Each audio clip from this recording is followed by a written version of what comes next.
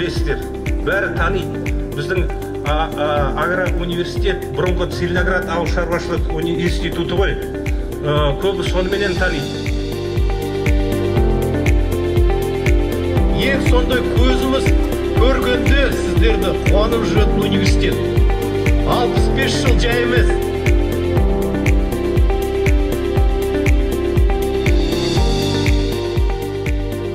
Жолдардың ең жақсы тәсілдерін алып, бізді алға дамытып келіп жатыр.